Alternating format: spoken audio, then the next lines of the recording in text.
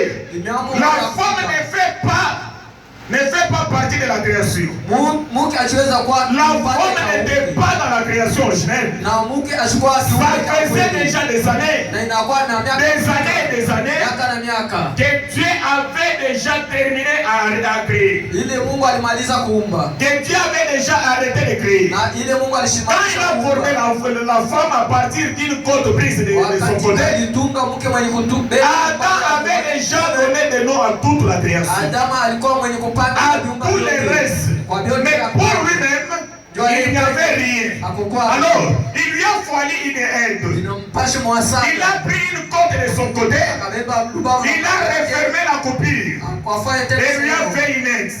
Et l'homme dans son esprit, il était à la fois homme et femme. C'est là où nous avons vu le même exemple avec les célibataires. Il est double pendant qu'il ne s'est pas encore marié.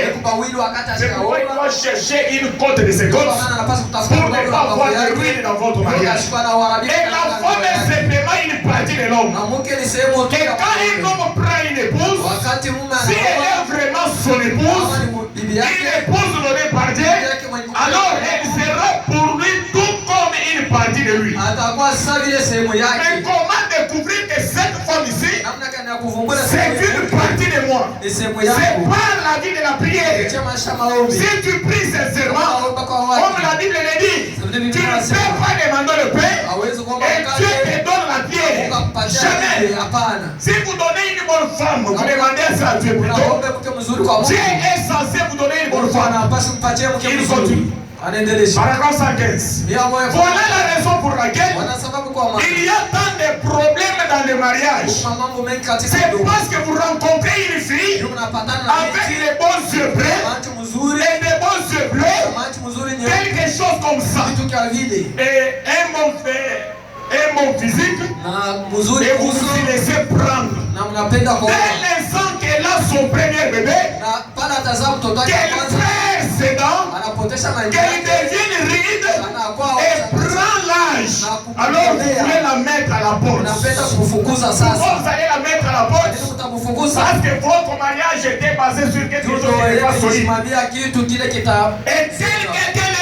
Et cette chose-là. C'est pourquoi pendant que vous faites la fréquentation, cette fréquentation ici, vous allez le faire.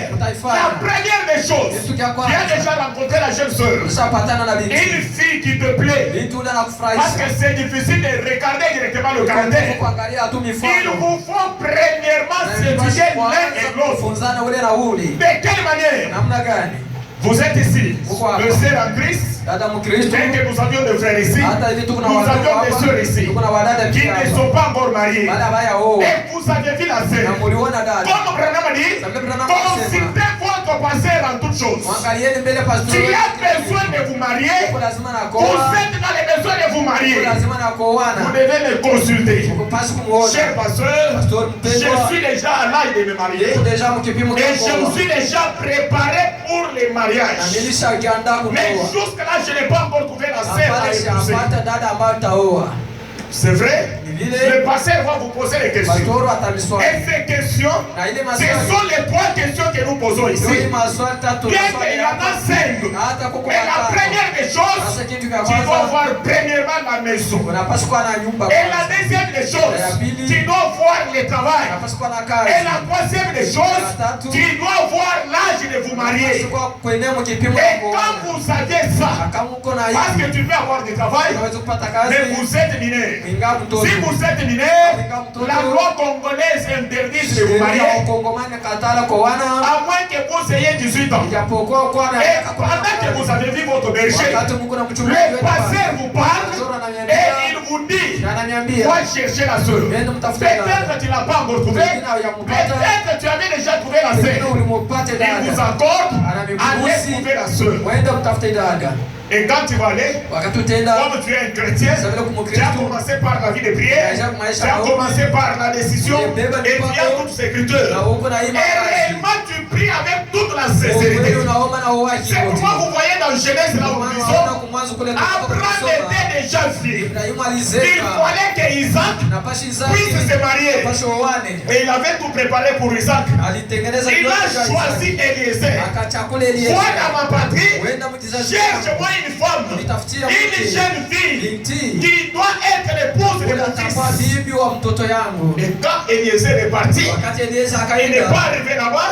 Il a commencé à faire les boulou. Commencer à regarder seulement les jeunes filles. Non, Eliezer étant là, il a commencé par faire la prière. Et il a demandé les signes. C'est pourquoi je vous dis, frères et sœurs, comme vous êtes ici, tu ne dois pas seulement aller chercher la sœur sans avoir les critères. Amen. Tu dois voir les critères de ta femme. J'aime une femme bronzée. J'aime une femme noire. J'aime une femme élancée. J'aime une femme chétive. J'aime telle femme qu'elle soit de telle qualité.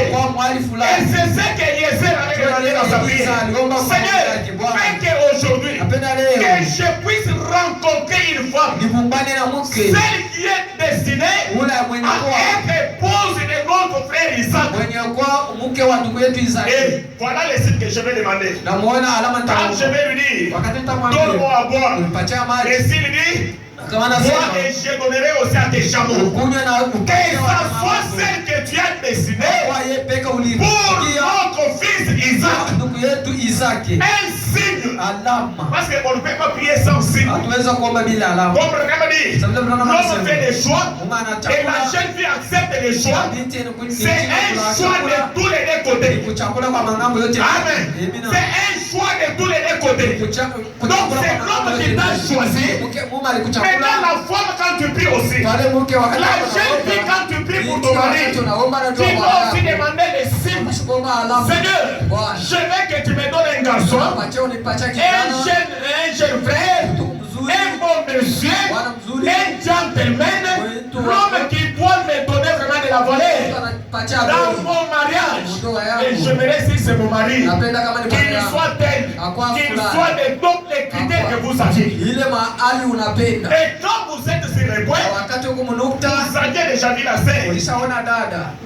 Avec l'autorisation du pasteur, si c'est la sœur qui prie ici au Branham Tabernacle, le pasteur va appeler la sœur, il va lui interroger. Il y a tel frère qui t'a vu, alors ils veulent te fréquenter. Qu'est-ce que tu as dit? Non, papa, mais moi j'ai encore 17 ans. J'ai encore 17 ans. J'ai encore 16 ans. Parce qu'on peut permettre la fréquentation. La jeune fille est à l'âge de 17 ans. Si elle a déjà terminé les études, parfois elle est en train d'étudier, mais elle veut quelqu'un qui doit lui fréquenter. Pourquoi? Parce que ce n'est pas la fréquentation qui est le mariage. Si cette base ici, vous n'êtes pas encore marié. C'est là où le frère Branham dit, quand vous allez rencontrer la jeune sœur, ne dites pas, oh ma chérie, je t'aime beaucoup, je vais t'épouser. Et elle aussi te répond, oui, je t'aime aussi mon chéri, j'accepte que tu vas m'épouser. C'est ce que frère Branham dit, c'est ça l'effet que vous avez fait.